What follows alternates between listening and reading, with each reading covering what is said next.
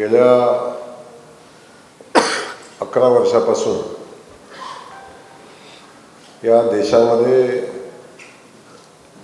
भारतीय जनता पक्षाचं आदरणीय मोदीजींचं सरकार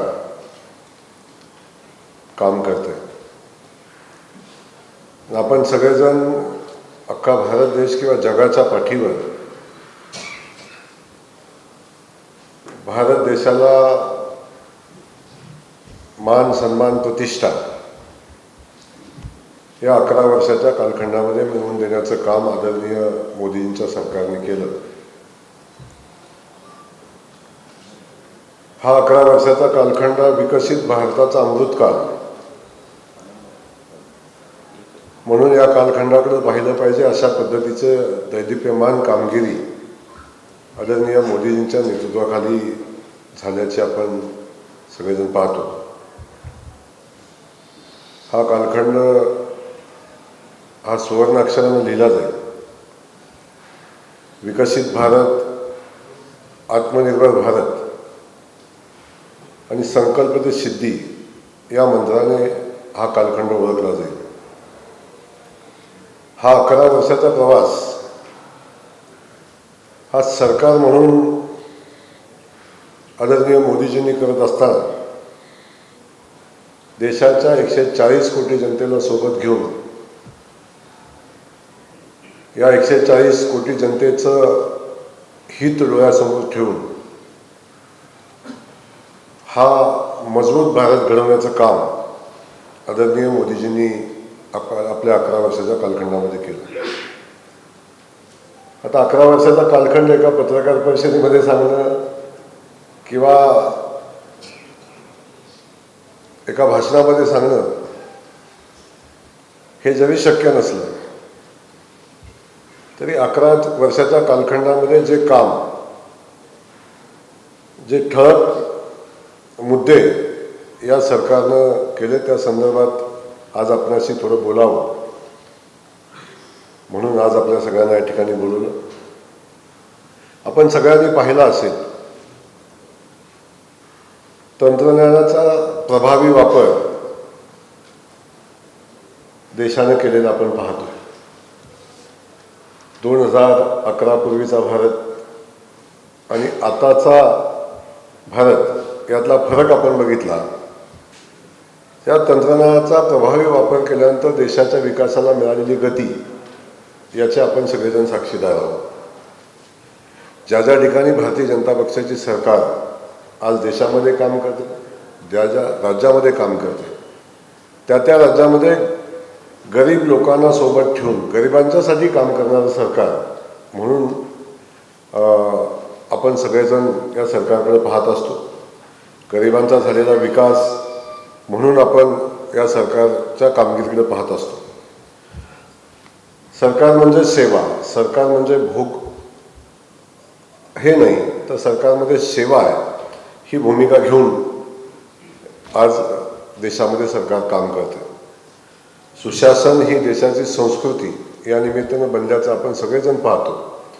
त्यामुळं गेल्या 11 वर्षाच्या अमृत कालखंडामध्ये भारत एक विकसित राष्ट्र बनण्याच्या दृष्टीनं एक पाऊल पुढे टाकताना आपण बघतोय. देशाची अर्थव्यवस्था मजबूत होताना आपण बघतोय. आज जगामध्ये देशाची 5 नंबरची अर्थव्यवस्था, मजबूत अर्थव्यवस्था म्हणून बघत असताना आता ती 4थ्या नंबरपर्यंत आपण पोहोचलो. आणि हे वास्तव आपल्या सगळ्यांना मान्य करायला लागतं. आणि याला मोदीजींचं सरकार, मोदीजींचं धोरण, मोदीजींचा सर्वसमावेशक विकास हे या सगळ्या भूमिकेला कारण आहे हे आपण सगळेजण जाणून घ्या. आत्ताच आपण बघितलं असेल की काही दिवसापूर्वीच भारत 4थ्या नंबरवर अर्थव्यवस्थेमध्ये पोहोचतोय. जगातली 4थी सगळ्यात मोठी अर्थव्यवस्था ही आपण भारत होताना अनुभवतोय. त्यामुळं हे सगळं बघत असताना आपण सगळ्यांनी बघितलं असेल पूर्वी हे शक्यच नाही, हे होऊच शकत नाही अशा पद्धतीचं भूमिका घेणारे अधिकारी, भूमिका घेणारं सरकार. पण आज या सगळ्या परिस्थितीमध्ये हे होऊ शकतं, अशक्य काहीच नाही ही भूमिका घेऊन काम करणारं सरकार हे मोदीजींचं सरकार आपण सगळेजण या निमित्तानं अनुभवतो. आज या सगळ्या गोष्टीचा विचार आपण केला तर आपण जनतेला जबाबदार आहोत ही भूमिका कायम भारतीय जनता पक्षाच्या आदरणीय मोदींच्या सरकारनं कायम आपल्या ठेवून काम केलं आणि ती परिस्थिती आपण सगळेजण बघतो. जनतेच्या हिताचा पारदर्शी कारभार केला पाहिजे. जनतेला जे पाहिजे ते देत असताना देशाच्या विकासाची भूमिका समोर ठेवली पाहिजे आणि हे सगळं करत असताना हे पारदर्शी काम झालं पाहिजे. आपल्याला माहिती आहे देशाचे काही माजी पंतप्रधान असे बोलत होते की आम्ही दिल्लीतनं ₹1 पाठवला तर जो लाभार्थीपर्यंत 20 पैसे 15 पैसे पोचतो अशा पद्धतीची व्यवस्था या देशाची आहे. हे या तत्कालीन पंतप्रधान जे काँग्रेस पक्षाचे नेते होते ते कबूल करत होते. सगळ्यात मोठा बदल आपण अनुभवला असेल. आज एवढी मोठी पारदर्शकता याच्यामध्ये आली. देशातून पाठवलेला प्रत्येक रुपया हा लाभार्थीपर्यंत पोहोचवण्याचं काम आता या सरकारच्या माध्यमातून होताना आपण बघतो. प्रत्येक स्कीम असेल, सरकारचं धोरण असेल, किसान सन्मान योजना असेल, ज्या ज्या योजना असतील या सगळ्या योजनांचे पैसे डायरेक्ट लाभार्थीपर्यंत पोहोचवत असताना पारदर्शी कारभार करण्याचं काम आणि झालेलं आपण सगळेजण बघताय. देशात झालेले घोटाळ्याचा विषय आपण बघितला असेल. पूर्वी सरकार म्हणलं की घोटाळा हाच विषय असायचा. 11 वर्षाच्या कालखंडामध्ये आपण सन्मानानं आणि अभिमानानं सांगू मोदीजींच्या कालखंडामध्ये असा कुठलाही घोटाळा समोर आलेला आपण कधी पाहिला नाही. नाहीतर 2G स्पेक्ट्रम, गोपोर्स असा एक कोळसा खान असा एक विषय नाही की ज्या ठिकाणी घोटाळा. पण आता आपण मोदीजींचं सक्षम नेतृत्व काम करत असताना पारदर्शकतेला मोदीजींनी दिलेलं स्थान आणि त्या दृष्टीनं केलेलं काम आपण बघितलं असेल आणि आपल्या सरकारवर किंवा सरकारच्या व्यवस्थेवर ठेवलेलं नियंत्रण आपण बघितलं असेल तर त्यातून आपण सगळेजण बघतो की पारदर्शी सरकार आपल्या सगळ्यांच्या पुढे देण्याचं काम आज आपण या देशामध्ये बघतोय. भ्रष्टाचाराने पोखरलेला देश आज मजबूतीनं पुढे जाताना आपण सगळेजण बघतोय. त्यामुळं एक विकासाचं युग तयार झाल्याचा अनुभव आपल्या सगळ्यांच्या समोर या माध्यमातून येतो. आपण बघितलं 2014 पूर्वी सरकारी योजनेचा लाभ लाभार्थीपर्यंत पोहोचण्यासाठी येणाऱ्या अडचणी, त्यासाठी लाभार्थ्यांना करावा लागणारा संघर्ष आणि त्यामध्ये लाभार्थ्यांच्यापर्यंत पोहोचत असताना मी आता बोललो की लाभार्थ्यापर्यंत ज्या गोष्टी पोचायच्या होत्या त्या मध्यस्थी असायच्या, एजंटाचं साम्राज्य असायचं सगळ्या ठिकाणी. आणि आता हे सगळं बाजूला पडून आता आपण बघितलं असेल की सरकारने DBT प्रणालीचा अवलंब केला आणि आता ज्या ज्या सगळ्या योजना येतात पाठीमागं आपण बघितलं असेल की अनेक सरकारी योजना यायच्या. मग ते साहित्य खरेदी करणं, मग ते लोकांना देणं, मग त्याच्यामध्ये एजंट किती एजंट असायचे, सरकारी, निमसरकारी, खाजगी आणि या सगळी परिस्थिती आपण बघितलं असेल. आता DBTवर लोकांच्या या लाभार्थ्यांचे सगळे पैसे येतात आणि त्या माध्यमातून लाभार्थ्यांच्यापर्यंत हा लाभ पोहोचवण्याचं काम या सरकारच्या माध्यमातून होतं. थेट बँक खात्यामध्ये आता आपण बघितलं असेल किती बँक खाती, किती लोकांची बँक खाती बँकेमध्ये होती. आज आपण बघितलं असेल की जवळजवळ बहुतांश लोकांची, काही हाताचा बोटावर काय असेल कुठं मी नाही म्हणणार, पण 100% लोकांची बँक खाती उघडली पाहिजे अशा पद्धतीची भूमिका सन्माननीय मोदींच्या सरकारनं घेतली. त्याचा लाभ आता आपण झालेला आपण बघताय. 2014 पूर्वी आपण सगळ्यांनी बघितलं असेल प्रत्येक सामान्य माणसाला आपल्या आरोग्याविषयी काळजी असायची. आता आपलं सामान्य जीवन जगत असताना एखादा माणूस आजारी पडला त्याच्यापुढं खूप मोठा प्रश्न असायचा की आपण उपचार कसे घ्यायचे, उपचारासाठी पैशाची व्यवस्था कशी करायची, कुटुंब सगळं काळजीत असायचं. पण मोदीजींच्या सरकारमध्ये 2014 नंतर मोदीजींनी आणलेली आयुष्यमान भारत योजना आपण सगळेजण त्याचे साक्षीदार आहोत की आयुष्यमान भारत योजनेतनं 5 लाखापर्यंतचे सगळे उपचार मोफत करण्याचं काम या मोदीजींच्या सरकारच्या माध्यमातून झालेलं आपण सगळेजण पाहतोय. आणि त्यातून एक सामान्य माणसाला विश्वास आहे की कसलीही परिस्थिती आली, अगदी कसलंही आरोग्याचं संकट आलं तर मोदीजींचं सरकार आपल्या पाठीशी उभं आहे. आयुष्यमान भारत योजना आपल्या पाठीशी उभी आहे. हे काम खऱ्या अर्थानं करण्याचं काम मोदीजींनी केलं आपण बघताय. मोठमोठी हॉस्पिटल्स उभी राहतात, एम्स उभं राहतं. एक एम्सच्याऐवजी आता किती एम्स झाले. मेडिकल कॉलेजचा आपण बघतो, सगळ्या ठिकाणी मेडिकल कॉलेजेस होत आहेत. त्या ठिकाणी लोकांना आरोग्याच्या सुविधा मिळत आहेत. नवनवीन डॉक्टर तयार होत असताना खूप मोठ्या संख्येने डॉक्टर्स उभे तयार होताना आपण बघतोय. त्यामुळे हे सगळ्या क्षेत्रामध्ये काम करत असताना या सगळ्या गोष्टी आपल्याकडं घडताना आपण पाहतो. पूर्वी आपण सगळ्या गोष्टीला अवलंबून असायचो, परदेशावर अवलंबून असायचो. मोबाईलपासून सगळ्या वस्तू बघितल्या आपण तर सगळ्या मेड इन इंडिया हा खूप अभावानं विषय असायचा. आपण मेड इन चायना म्हणजे खूप चांगली वस्तू आहे म्हणून आपण पुढे यायचो. आज हे सगळी व्यवस्था मोडून काढली. आज मेड इन इंडिया ही भूमिका मोदीजींनी घेतली आणि आपण बघतो आज देश खूप वेगाने पुढे जातो आणि या सगळ्या गोष्टी या देशामध्ये बनल्या पाहिजेत अशा पद्धतीची भूमिका मोदीजींनी घेतली. मला वाटतं बहुतांश हातामध्ये असणारे मोबाईल परदेशात बनायचे.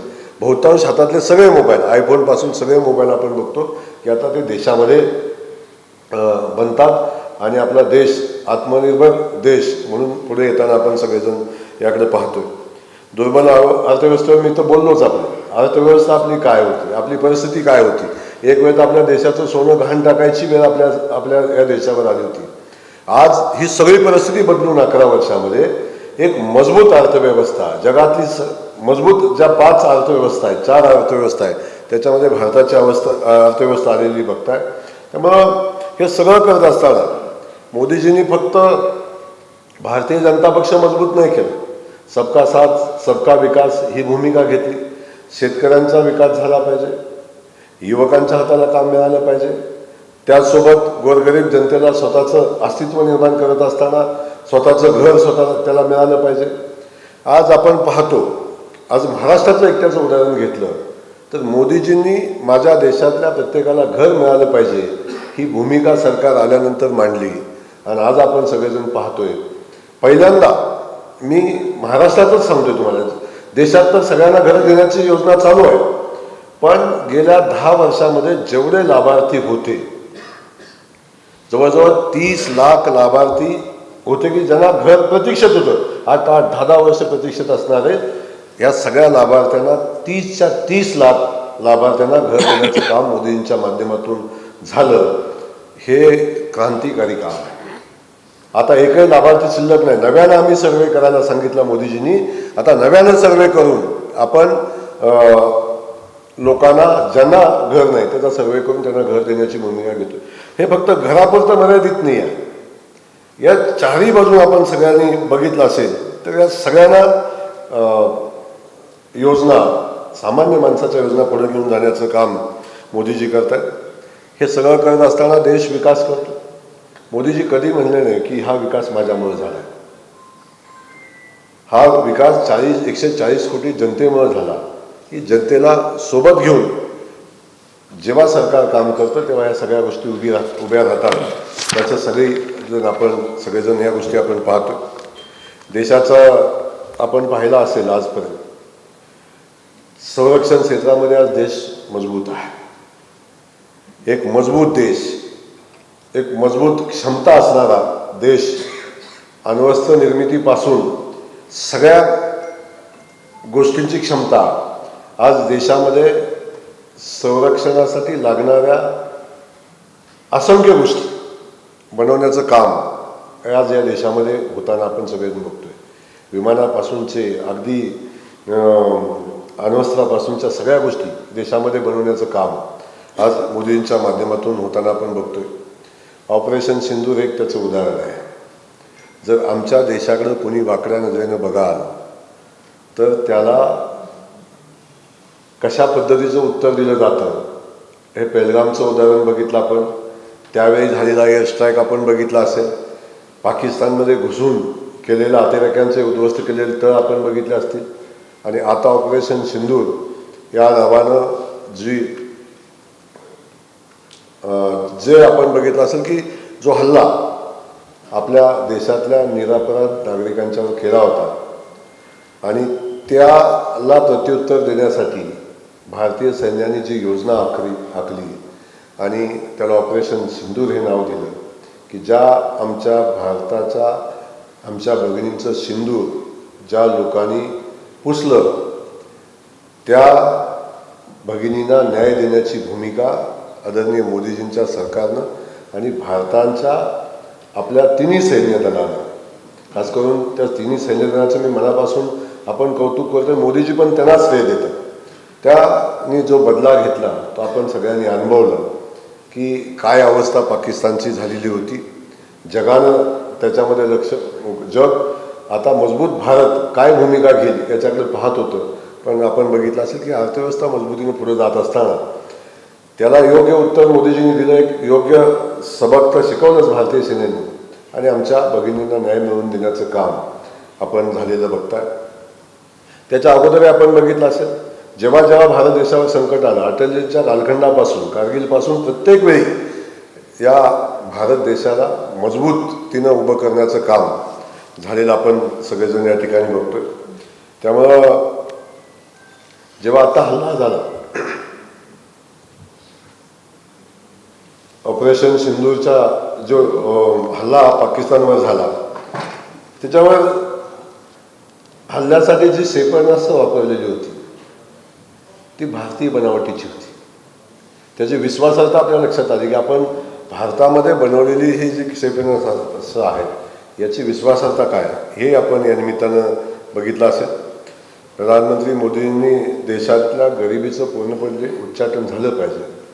दारिद्र्यरेषेखालच्या लोकांना दारिद्र्यरेषेच्या वरती आणण्याचा जो संकल्प केलेला आपण सगळेजण पाहतोय आणि त्यासाठी केलेली जी प्रतिज्ञा होती, फक्त प्रतिज्ञा केली नाही, गरिबी हटावाची फक्त घोषणा केलेली नाही, पण ते गरिबी हटवण्यासाठी जे काय करायला लागेल, गरिबाच्या कल्याणासाठी मोफत अन्न देण्याची योजना असेल, उज्ज्वला गॅस योजना असेल, प्रधानमंत्री आवास योजना असेल, जल जीवन मिशनच्या माध्यमातून जनतेला जो पाणी पुरवठा होतो, स्वच्छ पाणी माझ्या जनतेला मिळालं पाहिजे ही भूमिका असेल, जनधन योजना असेल, आयुष्यमान भारत आरोग्याच्या दृष्टीने असलेली योजना असेल, किसान सन्मान निधीची योजना असेल, अशा अनेक योजना ज्या सामान्य आणि गोरगरीब माणसांच्यासाठी ज्या राबवलेल्या योजना हे सगळं आपण जर पाहतोय. आणि हे सगळं करत असताना महिला सक्षमीकरणाचं धोरण जे मोदीजींनी हातामध्ये घेतलं, आमच्या महिला भगिनींना या समाजामध्ये मानाचं स्थान मिळालं पाहिजे. 50% आमच्या महिला भगिनी आहेत. त्या देशाच्या विकासाच्या दृष्टीनं जर 50% घटक असणाऱ्या महिला भगिनींचा विकास झाला, महिला सक्षम झाल्या तर हा देश सक्षम होईल. अशा पद्धतीची भूमिका मोदीजींनी घेतली आणि लखपती दिदीची संकल्पना आपण सगळेजण पाहतोय. लखपती दिदीची संकल्पना या ठिकाणी मोदीजींनी समोर आणली आणि आज आपण बघतो देशातल्या बचत गटाच्या माध्यमातून असेल, उमेदच्या माध्यमातून असेल, महिला सक्षमीकरणाचं जे काम आपण बघतोय ते प्रचंड मोठं काम आणि प्रचंड मोठं महिलाचं एक संघटनात्मक जाळं या निमित्तानं उभं राहिलं. महिला आता पुढे येत आहेत, सक्षमपणे व्यवसायामध्ये काम करत आहेत, स्वतःचा व्यवसाय उभा करत आहेत आणि त्यासाठी मोदीजींचं सरकार आपल्या पाठीशी हा विश्वास महिला भगिनींना आहे हे आपण सगळेजण पाहतो.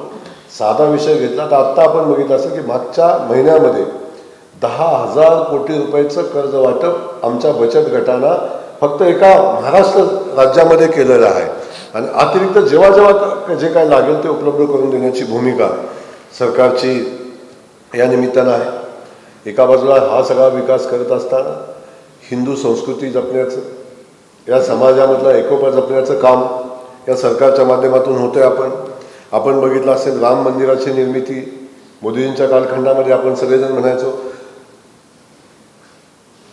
काय आपली घोषणा होती ती, मंदिर वही बनाएंगे तारीख नहीं बताएंगे, पण मोदीजींनी मंदिर भी बनाया, तारीख भी बताई.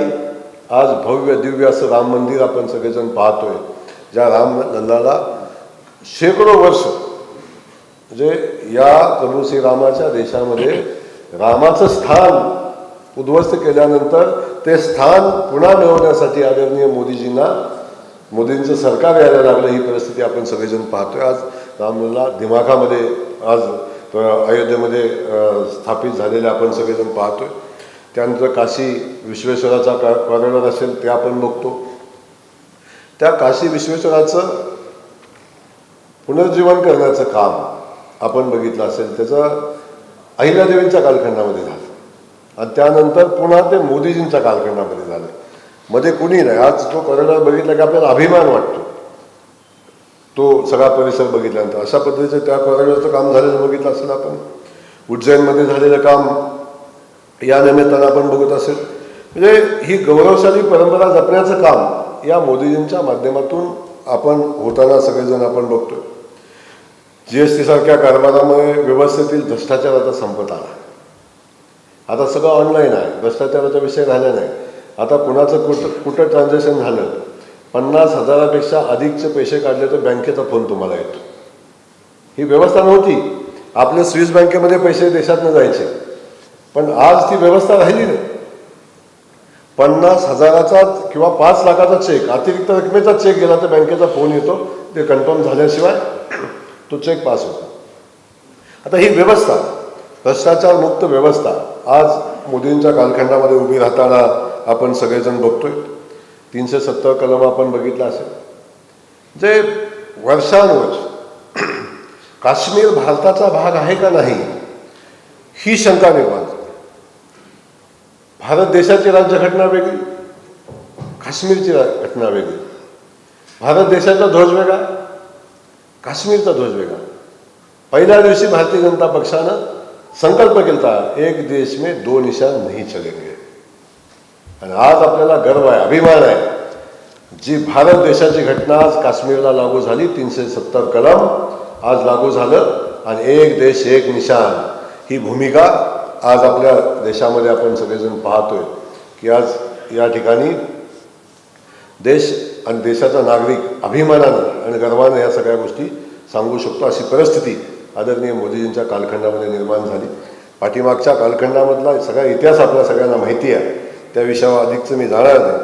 तर या सगळ्या बाबी आपण बघितल्यानंतर सेवा, सुशासन, गरीब कल्याण आणि संकल्प कृतीतून आणून देण्याचा मोदी सरकारने राज्यकारभार कसा करावा याचा एक आदर्श घालून आपल्या सगळ्यांच्या समोर दिलेला आहे. म्हणून मी मोदीजींच्या सरकारलाच 11 वर्ष पूर्ण होत असताना अख्ख्या देशाच्या समोर जो 11 वर्षापूर्वीचा भारत आणि आजचा भारत आणि मोदीजींनी संकल्प केलेला येणाऱ्या कालखंडातला 2047चा भारत, हे सगळं बघितलं असेल की एक विकसित राष्ट्राचा संकल्प आदरणीय मोदीजींनी केला. आणि तो संकल्प करण्याची धमक भारतीय जनता पक्षाच्या आणि मोदींच्या सरकारमध्ये आहे. फक्त संकल्प करून नाही तर संकल्प पूर्तीच्यासाठी आवश्यक असणाऱ्या सगळ्या गोष्टी करण्याचं काम आदरणीय मोदीजींच्या माध्यमातून झालेलं आपण सगळेजण पाहतोय. आज मोदीजींच्या नेतृत्वाखाली देश पुढे जात असताना, भारतीय जनता पक्षाच्या नेतृत्वाखाली देश पुढे जात असताना आज देशाच्या बहुतांश राज्यामध्ये आज भारतीय जनता पक्षाचं सरकार काम करताना आपण सगळेजण पाहतोय. आणि ज्या ज्या ठिकाणी भारतीय जनता पक्षाचं सरकार काम करते त्या त्या ठिकाणी भ्रष्टाचार मुक्त काम करण्याचं काम, पारदर्शी सरकार म्हणून काम करण्याचं काम आणि गरीब कल्याणासाठी काम करणारं सरकार म्हणून प्रत्येक राज्यामध्ये काम करत असलेलं सरकार आपण अनुभवतोय. म्हणून मी आज मोदीजींच्या 11 वर्षाच्या कालखंडामध्ये देश कसा प्रगतीकडे चाललेला आहे, देश IT क्षेत्रामध्ये होत असलेली प्रगती आपण सगळेजण पाहतोय. खास करून मी सांगेन, आपण तर आज सोलापूर जिल्ह्यामध्ये आहोत. मोदीजी दिल्लीमध्ये असले, नितीनजी दिल्लीमध्ये काम करत असले तर आमच्या विठुरायाचा पालखी मार्ग बनवण्याचा आजपर्यंत कधी कुठल्या सरकारनं विचार केला नाही. इथं अनेक जाणते राजे तयार झाले, अनेक स्वतःचं नेतृत्व राज्य पातळीवर देश पातळीवर आहे म्हणून सांगणारे नेते निर्माण झाले. पण आज आपण बघतोय भव्य दिव्य असे आमचे पालखी मार्ग विठुरायाच्या नगरीचे. फक्त तेवढे पालखी मार्ग नाही, आज देश जोडण्याचं काम, या रस्त्यांचं जाळं उभं राहिलेलं आपण बघतोय. आणि आपण या रस्त्याचा अनुभव घेत असताना, वारीचाच नाही सगळ्या रस्त्यांचा अनुभव घेत असताना रस्त्यामध्ये दळणवळणाच्या साधनामध्ये मोदीजींच्या सरकारनं केलेली क्रांती आपण सगळेजण अनुभवतोय. कधीच अशा पद्धतीचे रस्ते, अशा पद्धतीची दळणवळणाची साधनं कधी निर्माण झालेली आपण बघितलं नाही.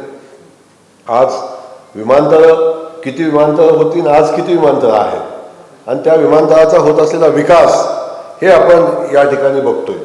रेल्वेचं आपण स्टेशन बघितलं असेल, सोलापूरचं रेल्वे स्टेशन, त्या रेल्वे स्टेशनचा होत असलेला विकास, वंदे भारतसारखी नवीन येत असलेल्या रेल्वे आपण बघताय. रेल्वे चांगली चालली पाहिजे, त्यासोबत लोकांना चांगली सेवा रेल्वेने दिली पाहिजे, ही भूमिका घेतलेला आपण बघताय.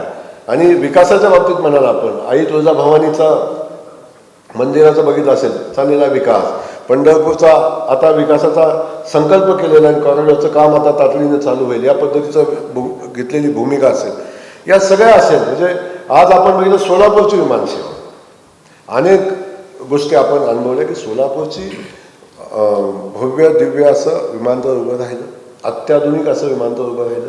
आणि ते विमानतळ उभं राहिल्यानंतर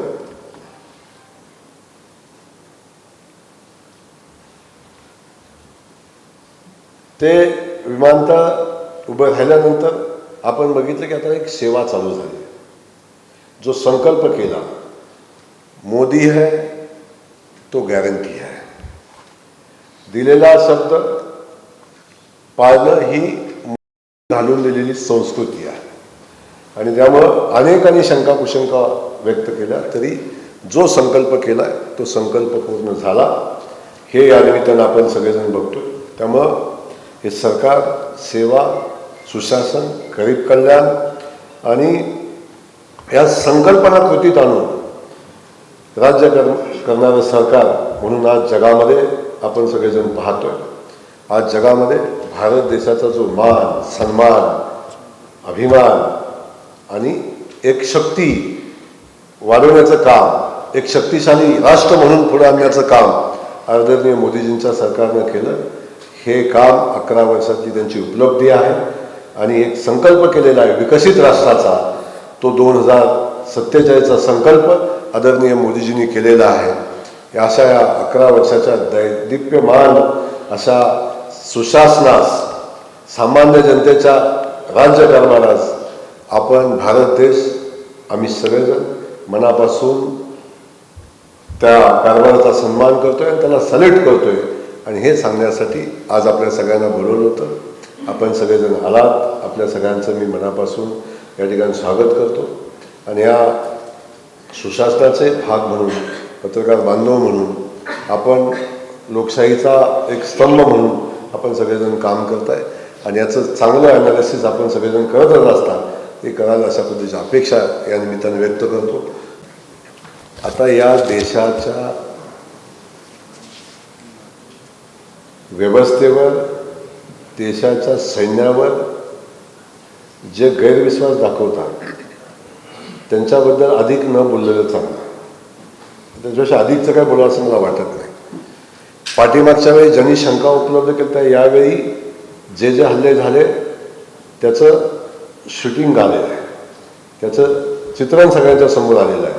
त्यामुळे आता त्याच्यावर शंका उपलब्ध करणं म्हणजे त्यांच्या स्वतःच्या बुद्धीची दिवाळी करूया. जेव्हा कुंभमेळ्याच्या विषयी आपण एखादी शंका उपस्थित करता, तेव्हा असा प्रचंड भव्य दिव्य असा हिंदू संस्कृतीचा सोहळा, याच्याबद्दल आपण त्याचं कौतुक केलं पाहिजे. कोट्यावधी म्हणजे 40-45 कोटी लोक ज्या सोहळ्यामध्ये येऊन, हिंदू लोक येऊन जातात, त्या सोहळ्याचं कौतुक केलं पाहिजे. आपण या सगळ्या गोष्टी बोलतो. उड्डाणपुलाचं काम तर आहेच, ते आता नव्याने आपण त्याला मंजुरी आलेली आहे, तेही काम पूर्ण होईल. त्यामुळं जेव्हा आपण काम करत असतो, टीका किंवा एखादा लाकुमा राहतो आपल्याकडे, काम करणाऱ्याकडून राहतो, चूक काम करणाऱ्याकडून होते. त्या चूक कामच करत नाही, त्याकडून चूक व्हायचा काही संबंधच येत नाही. या गोष्टी आपल्याला, त्यामुळे आजचा फोकस जो आपला आहे तो 11 वर्षाच्या मोदीजींच्या सरकारच्या कामगिरीविषयी आहे. माझी विनंती आपल्याला आहे, आपण हे सगळं ही सगळी मोदींच्या सरकारची कामगिरी आहे, ते आपण जनतेसमोर आपल्यामध्ये जनतेसमोर आहेच, पण आपल्यामध्ये अधिकची जाईल अशी माझी विनंती या निमित्ताने. नाही, आपली जबाबदारीच आहे. एखादी योजना जेव्हा सरकार देतं, आदरणीय मोदीजी देतात, स्मार्ट सिटीच्या माध्यमातून काम झालं हे मान्यच करायला लागेल आपल्याला. आपण सोलापूर शहरामध्ये राहता, इथली राजकीय परिस्थिती माहिती आहे आणि खूप मोठी राजकीय ताकद या ठिकाणी आपण अनुभवलेली पण आहे. आणि त्या माध्यमातून जे व्हायला पाहिजे ते झालं का नाही या विषयी मी बोलणार नाही. परंतु स्मार्ट सिटीच्या माध्यमातून काम तर झालेलंच आहे. ठीक आहे, काही ठिकाणी काय त्रुटी आहेत या संदर्भात तर नक्की त्याची आपण माहिती घेतोय आणि मी आल्यापासून पाहतोय आणि त्याच्यात आणखीन अधिकची सुधारणा करणं आवश्यक आहे. नाही, नक्की या ठिकाणी स्थलांतर थांबलंही पाहिजे, उद्योग व्यवसाय आले पाहिजे. कारण ज्या सोलापूरची ओळख आपण, जी जुनी ओळख आपण पाहतो, त्याला शहराची लोकसंख्या वाढते आपण पाहतो, शहराची लोकसंख्या कमी होते. हे मला वाटते आपल्या कोणासाठीच भूषणावं आहे आणि त्या दृष्टीनं नवनवीन उद्योग येणं आवश्यक आहे. त्या ठिकाणी नव्या उद्योजकांना इथं आणून IT पार्क उभं करणं, नवे उद्योग या ठिकाणी आणणं आणि त्यातून लोकांच्या हाताला काम निर्माण करणं ही इथली आवश्यकता आहे आणि त्या दृष्टीनं सरकार काम करेल, सरकार काम करते. आपण ज्या कमिटमेंट केलेल्या आहेत त्या सगळ्या कमिटमेंट पूर्ण होतील. तर मी पहिलाच सांगितलं की मोदी है तो गॅरंटी है. मला एक कळतच नाही, जी युती झालीच नाही ते विस्कटायचा सवाल कुठं आला. ते दोघं एकत्र आले तर तो त्या दोघांचा विषय आहे किंवा काय घडावं ते राजसाहेबांचा अधिकार आहे की त्यांनी युतीसोबत जावं, आघाडीसोबत जावं का स्वतंत्र लढावं, हा त्यांचा विषय आहे. त्याच्यावरती स्वतः निर्णय घेतील, तो अधिकार त्यांना आहे. त्यांच्या अधिकारावर आपण बोलणं मला वाटतं इष्ट नाही आहे आणि योग्यही नाही. पण माननीय मुख्यमंत्री महोदयांच्या नेतृत्वाखाली हा महाराष्ट्र वेगाने पुढे चालला आहे आणि जेव्हा एवढ्या वेगानं जेव्हा महाराष्ट्र पुढे जात असताना महाराष्ट्राचा विकास जेव्हा होतोय तेव्हा या विकासाच्या या गंगेमध्ये अनेक लोक सहभागी होताना आपण बघताय. अनेक पक्ष अस्तित्वहीन होताना आपण सगळेजण बघताय. सोलापूरचंच उदाहरण आपण सगळेजण पाहताय. त्यामुळं हे सगळे पक्ष या मोदीजींच्या आणि आदरणीय देवेंद्रजींच्या सरकारच्या कामापुढे निस्तेज झालेले आहेत.